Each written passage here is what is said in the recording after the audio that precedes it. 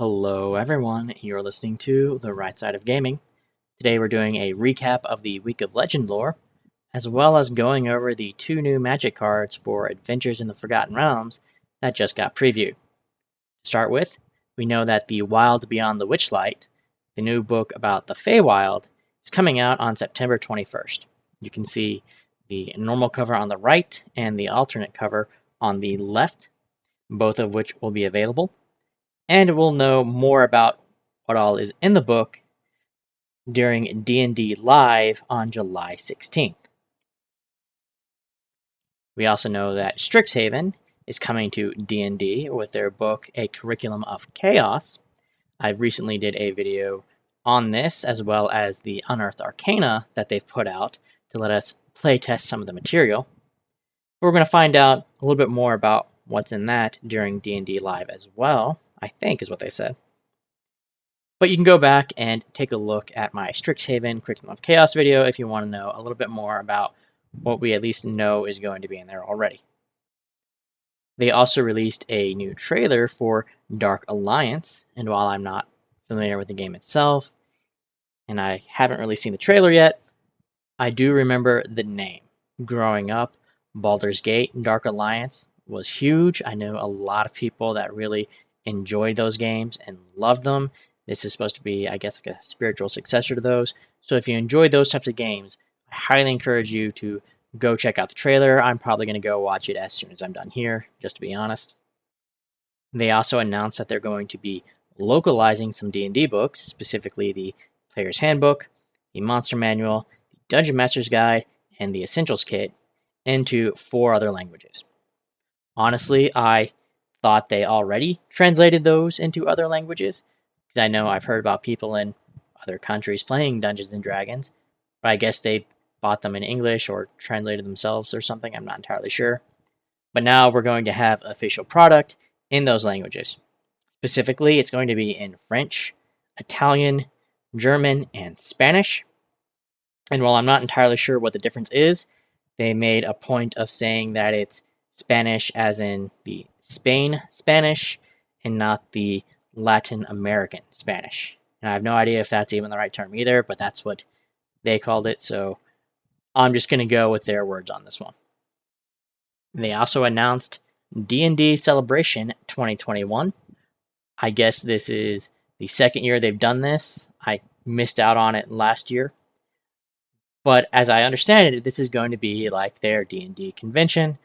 They're going to have games, panels, all that stuff. And it's going to be from September 24th through September 26th. And I assume at some point in the future, they're going to give us a little bit more details about that. They also announced the Dungeon Master Challenge. We'll have a nice little prize for someone that gets to claim that they are the best Dungeon Master. What they're going to do is they're going to announce the challenge, and it's going to be starting on June 17th, and you'll have 3 days to draft something up and submit it to them. They made a point of saying it's in PDF format, so you have to make sure that you've got something that can make PDFs or convert to PDFs. And they have a whole list on their website of countries that can be involved.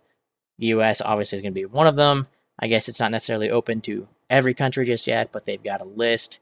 So if it's something you're interested in, I can dig out the link and we'll find it for you. And we can figure out if it's something that you can qualify for. But essentially, they're going to give you 72 hours to submit something.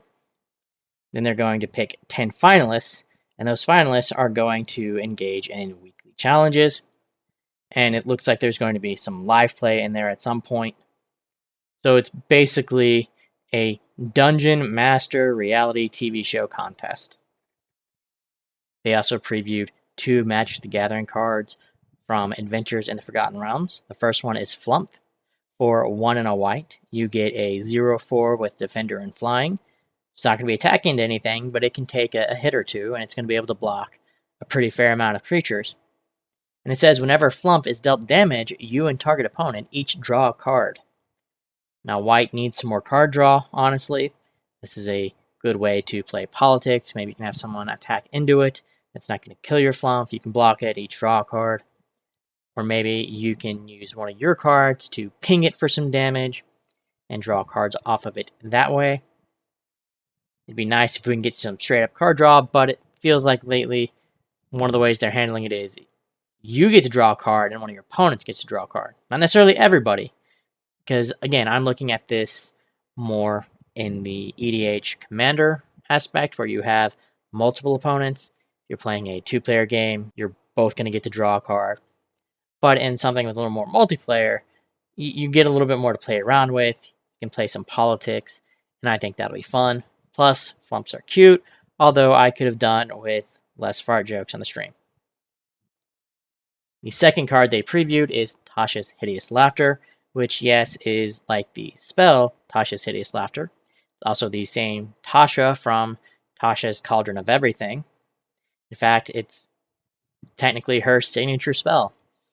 It's a sorcery for 1 and 2 blue that's going to make each of your opponents exile cards from the top of their library until that player has exiled cards with a total mana value of 20 or more.